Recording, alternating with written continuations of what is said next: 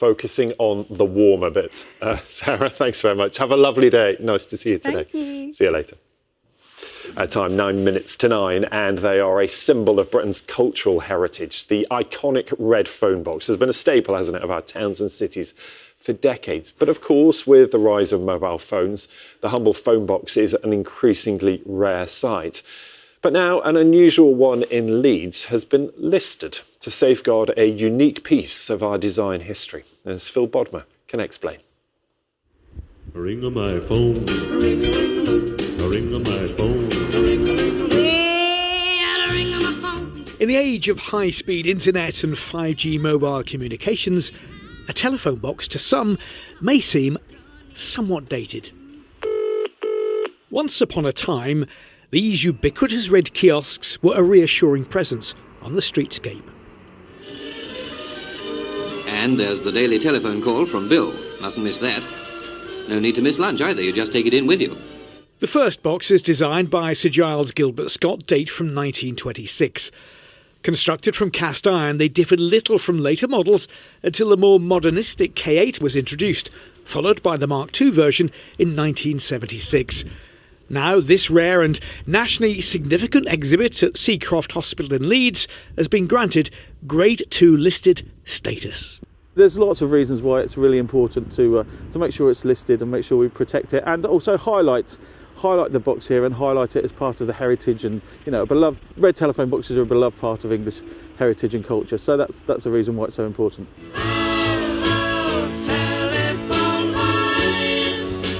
As 70s design icons go, it's arguable as to whether the K8 is really up there with the high-speed train, for instance, the Ford Capri maybe, or perhaps even the Rally Chopper bicycle. This is, after all, the decade of questionable fashion sense. But in terms of social history, it's deemed the K8 is certainly worthy of protecting. So John, how many exhibits of this ilk are there left, do you think? The K8 Mark II telephone box is very rare indeed. Currently we think there's only about 7 listed across the whole country, and this is, as far as I'm aware, the only red one in Yorkshire that's certainly listed at the moment, so they're very rare indeed. A little weather-beaten perhaps, this K8 provided a link and sometimes a lifeline in a different era.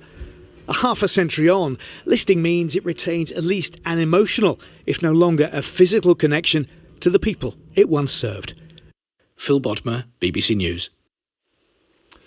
Well, let's talk some more. Nigel Lynch is with me. He's a professor in telecommunications at the University of Salford.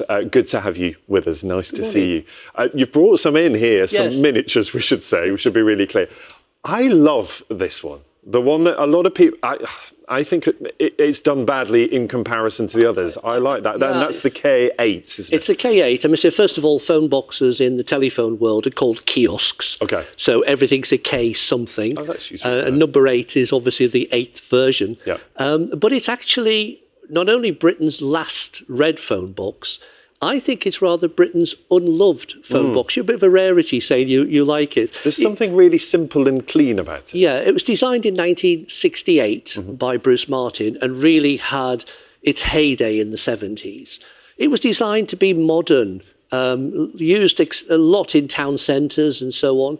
But if you go in souvenir shops today, it's the Giles Gilbert Scott earlier models from the K2, his first one, is 100 years old this year. Wow. And then the K6, which was perhaps the ubiquitous red phone box, which you'll find on all our tourist information. You won't find the K8 in the same way, which is a shame, really. Yes, as you said, I think maybe a little unloved. And I said there didn't look to be much difference between the K2 and the K6, and you told me off. Why? What's the difference? Well, first of all, let's be clear, the large ones are money boxes, and they're not to scale. Okay. The K2 is much larger.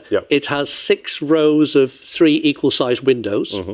Whereas if you look at the K6, so this one is the K2, which was the first one of the Giles Gilbert Scott design. Yeah, you can see the windows there. And that's 100 years old this year.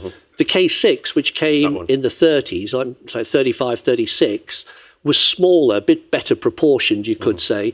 Over 65,000 of those were produced. And I think that's the ubiquitous red phone box, Britain iconic symbol, as it were. And you can see there it's got 8 rows of 3 windows, and they're not equal size.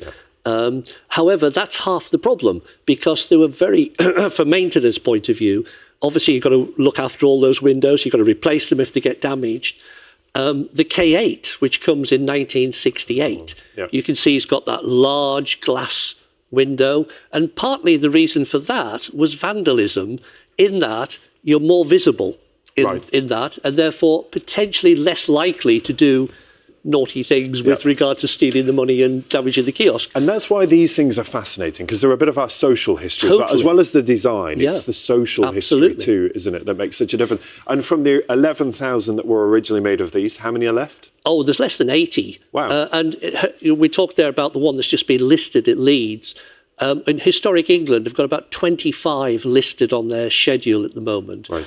You'll see them in railway stations, caravan parks and things like this, of course, in museums. But what happened was, when BT got privatised, they wanted to renew the phone box collection and go for ultra-modern design. The K8 was too young to be protected. Right. So it was swept away. Whereas the Gilbert Scott designs were preserved and protected, so they survived. And it feels like that's a lot of the way we treat that era of our history, whether it's concrete buildings or other kind of architecture, that we sort of don't appreciate, you know, that mid-century stuff. It's that 70s. Yeah. You know, we don't really celebrate the 70s in quite the same way. So that's why it being listed is so important. It is, because it's, as you said, it's part of our social history. Before we had telephones in our homes, the phone box was how people were introduced to the telephone. So it's part of what, you know, the whole history, but it's also part of the fabric of our environment and historic England. Oh, I've loved talking to you this morning, Nigel. Thank you so much. Nigel Lynch there, Professor of Telecommunications at the University of Salford. Thank you. You've also read the book, haven't you, The British Phone Box? I have. Nice to see you. Thank you, Thank Nigel. you. That is all from us on Breakfast this morning. Sally and John back tomorrow, of course, from 6 o'clock. Enjoy your day, whatever you're up to. We'll see you very soon. Bye-bye.